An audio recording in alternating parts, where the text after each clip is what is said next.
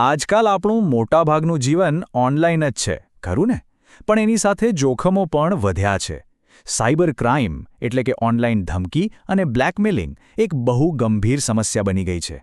પણ ગભરાવાની જરાય જરૂર નથી. આજે આપણે આ જટિલ વિષયને એકદમ સરળ ભાષામાં સમજીશું અને જોઈશું કે જો કોઈ આવી પરિસ્થિતિમાં ફસાઈ જાય તો કાયદાકીય રીતે પોતાને કેવી રીતે બચાવી શકાય. ચાલો સીધા જ મુખ્ય સવાલ પર આવીએ. જરા વિચારો કે કોઈ અજાણી વ્યક્તિ ઓનલાઈન બ્લેકમેલ કરી રહી છે અથવા ધમકી આપી રહી છે. એ ઘડીએ મનમાં ડર લાગવો એ સ્વાભાવિક છે, પણ એવા સમયે સાચું પગલું કયું હોવું જોઈએ આ સમજવું સૌથી વધુ જરૂરી છે. સાયબર ક્રાઇમની કોઈ પણ ઘટનામાં શરૂઆતની થોડી ક્ષણો જ સૌથી મહત્વની હોય છે. ગભરાટમાં લેવાયેલું એક ખોટું પગલું આખી પરિસ્થિતિને વધુ બગાડી શકે છે. તો ચાલો સમજીએ કે એ નિર્ણાયક ક્ષણોમાં ખરેખર શું કરવું જોઈએ. અહીંયા જ મોટાભાગના લોકો ભૂલ કરી બેસે છે. ડરના કારણે ગુનેગાર સાથે વાતચીત શરૂ કરી દે છે અથવા તો પૈસા આપી દે છે. આવું તો બિલકુલ ન કરતા. કોઈ જવાબ આપ્યા વગર તરત જ બધો સંપર્ક કાપી નાખો અને પછી શાંત મગજથી પુરાવા એકઠા કરવાનું શરૂ કરો. યાદ રાખો, આ સમયે તમારું મૌન અને પુરાવા એ જ તમારા સૌથી મોટા હથિયાર છે. સારું, એકવાર તમે શરૂઆતની પ્રતિક્રિયા પર કાબૂ મેળવી લો, પછીનો તબક્કો આવે છે સત્તાવાર કાર્યવાહીનો. આમાં પુરાવા ભેગા કરવા અને યોગ્ય જગ્યાએ ફરિયાદ નોંધાવવાનો સમાવેશ થાય છે. ચાલો જોઈએ કે આ આખી પ્રક્રિયાને વ્યવસ્થિત રીતે કેવી રીતે પાર પાડવી. આ છે તમારો એકદમ સ્પષ્ટ એક્શન પ્લાન. બસ આ 5 પગલાં અનુસરવાથી તમે સાચી દિશામાં આગળ વધી શકશો. યાદ રાખજો, પહેલું પગલું છે ગુનેગાર સાથેનો સંપર્ક તોડી નાખવો. અને બીજું, જે સૌથી અગત્યનું છે, એ છે પુરાવા સાચવવા. એ પછી હેલ્પલાઇન, ઓનલાઈન પોર્ટલ અને છેલ્લે પોલીસ સ્ટેશન. આ ક્રમ જાળવવો ખૂબ જ જરૂરી છે. તો સવાલ એ છે કે કેવા પુરાવા સાચવવા? ગુનેગાર સાથે થયેલી દરેક વાતચીતના સ્ક્રીનશોટ, એનો પ્રોફાઇલ URL કે ફોન નંબર, અને જો કોઈ વિડિયો કોલ થયો હોય તો તેનું રેકોર્ડિંગ પણ. ભૂલતા નહીં, એક નાનકડી વિગત પણ તમારા કેસને ખૂબ મજબૂત બનાવી શકે છે. તો મુખ્ય મુદ્દો એ જ છે કે પુરાવા તમારા કેસનો પાયો છે. જો તમારી પાસે મજબૂત પુરાવા નહીં હોય તો કાનૂની પ્રક્રિયામાં આરોપીને સજા અપાવવી બહુ મુશ્કેલ બની જાય છે. એટલે ભૂલથી પણ કોઈપણ પુરાવાને ડિલીટ નહીં કરતા. આ નંબર ખાસ યાદ રાખી લો, 1930. આ રાષ્ટ્રીય સાયબર ક્રાઇમ હેલ્પલાઇન નંબર છે. જેવી કોઈ ઘટના બને, સહેજ પણ ગભરાયા વગર તરત જ આ નંબર પર ફોન કરો. તેઓ તમને મદદ કરવા માટે જ ત્યાં બેઠા છે. અને આટલી ઉતાવળ કેમ કરવાની?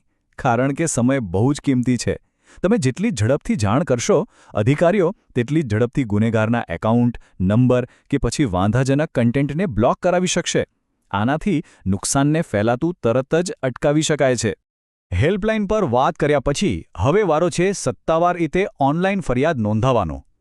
અને એના માટે સરકારનું પોતાનું અધિકૃત પોર્ટલ છે, www.cybercrime.gov.in. આ વેબસાઇટ પર જઈને ઘરે બેઠા જ આરામથી ફરિયાદ દાખલ કરી શકાય છે. ફરિયાદ દાખલ કરતી વખતે ઘટનાનું એકદમ સ્પષ્ટ વર્ણન કરવું બહુ જ જરૂરી છે.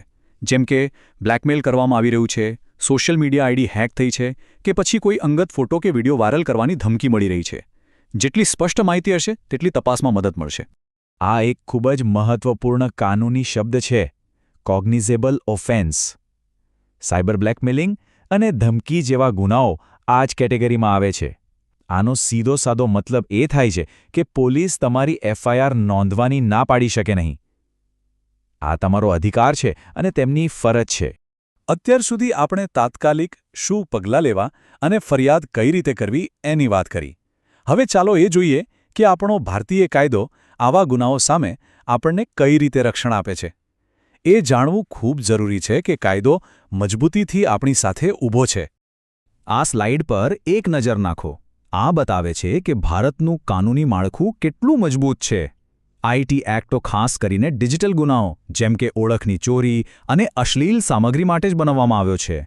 એની સાથે ઇન્ડિયન પીનલ કોડ એટલે કે IPCની કલમો જેમ કે ધમકી આપીને પૈસા પડાવવા અને ગુનાહિત ધમકી આપવી એ પણ લાગુ પડે છે. આ બધી કલમો પીડિતને રક્ષણ આપવા માટે જ છે. હવે એક બહુ જ સામાન્ય સમસ્યા છે, સોશિયલ મીડિયા એકાઉન્ટ હેક થવું.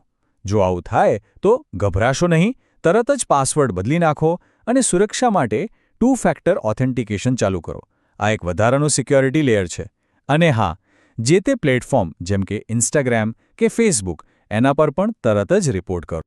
કાયદામાં શું જોગવાઈઓ છે એ તો જાણ્યું, પણ હવે એ સમજવું જરૂરી છે કે એક નાગરિક તરીકે આપણી પાસે શું અધિકારો છે. જ્યારે આપણાને આપણા અધિકારોની ખબર હોય ત્યારે આપણે વધુ આત્મવિશ્વાસથી પરિસ્થિતિનો સામનો કરી શકીએ છીએ. આ બધા તમારા હક છે. તમને એફઆઈઆર નોંધાવવાનો પૂરો અધિકાર છે. વાંધાજનક કન્ટેન્ટને ઇન્ટરનેટ પરથી હટાવવાની માંગ કરવાનો અધિકાર છે. અને આરોપીની ધરપકડની માંગ કરવાનો પણ સંપૂર્ણ અધિકાર છે. એટલું જ નહીં, પોતાની પ્રાઇવસીના રક્ષણ અને થયેલા નુકસાન માટે વળતરની પણ માંગ કરી શકાય છે. અને છેલ્લે કેટલીક ખૂબ જ મહત્વપૂર્ણ ચેતવણીઓ. કહેવાય છે ને કે સાવચેતી એ જ સુરક્ષા. તો ક્યારેય અજાણ્યા લોકો સાથે વિડીયો કોલ પર ન જાઓ અને કોઈપણ એપને સ્ક્રીન રેકોર્ડિંગની પરવાનગી ન આપો. આ સિવાય જો કોઈ ફોન કરીને કહે કે હું પોલીસ કે સીબીઆઈ અધિકારી છું, તો સાવચેત રહેજો, કારણ કે મોટાભાગે એ એક ફ્રોડ જ હોય છે. આ વાત હંમેશા યાદ રાખજો. જે વ્યક્તિ તમને ડરાવી રહી છે તે ગુનેગાર છે, તમે નહીં. તમે પીડિત છો અને આપણો ભારતીય કાયદો તમને રક્ષણ આપવા માટે જ બન્યો છે. એટલે ડર્યા વગર હિંમતથી સામનો કરો અને કાયદાનો સહારો લો. તમે એકલા નથી.